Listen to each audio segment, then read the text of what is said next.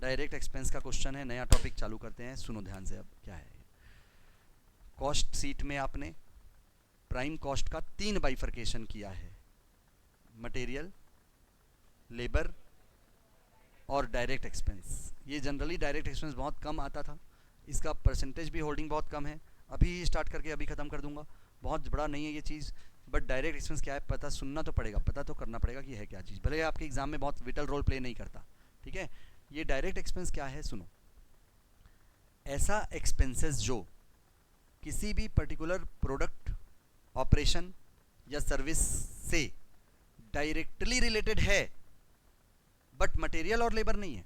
You can not classify it as material, you can not classify it as labour.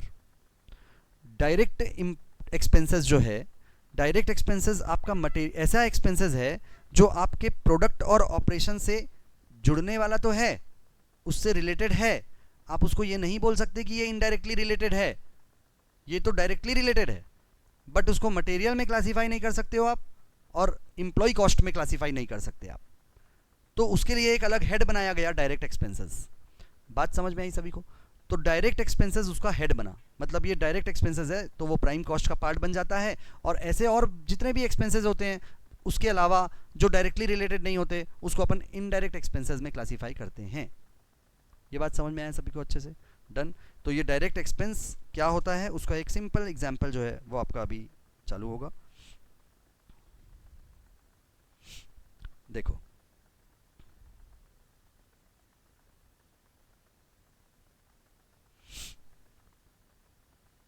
Example के form का एक ये illustration type का दिया है कि इसमें आपको ये पता चलेगा कि कौन कौन से एक्सपेंसेस डायरेक्ट एक्सपेंसेस होते हैं। बहुत ही ध्यान से समझना। जैसे कि रॉयल्टी पेड, मैं आपको रॉयल्टी के बारे में बता चुका हूँ पहले भी, अभी बताता हूँ। देखो, रॉयल्टी पेड मतलब ये होता है कि जैसे माइनिंग अथॉरिटी है, माइनिंग अथॉरिटी क्या करती है, किसी पर्टिकुलर गवर्नमेंट की लैंड होती है ना, जितने भी ये फॉरेस्ट होते हैं वहाँ पे, जहाँ पे कुछ पता चल जाता है कि हाँ यहाँ पे इस पर्टिकुलर ओर का क्या है, सोर्सेज हैं, एल्यूमिनियम हो गया, कॉपर हो गया, है ना, कोल हो गया, बहुत सारी माइंस का पता चल जाता है। तो जब पता चलता है तो क्या करते हैं, उस पर किस तरीके से आगे बढ़ते हैं, बहुत ध्यान से समझना।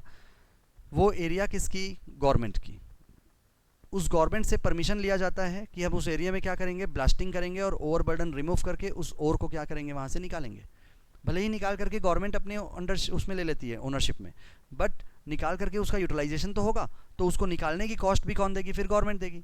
तो गवर्नमेंट से रॉयल्टी ली जाती है, लाइसेंस, कि हम उस एरिया को आपको इतने दिन तक यूज़ करेंगे।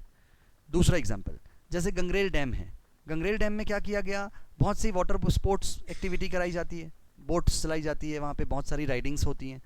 उसमें से क्या करते हैं वो लोग, आपको सोचो ना, आपसे आते हो आप और आपसे 1000 रुपये ले लेते हैं वो लोग एक राइड कराने का।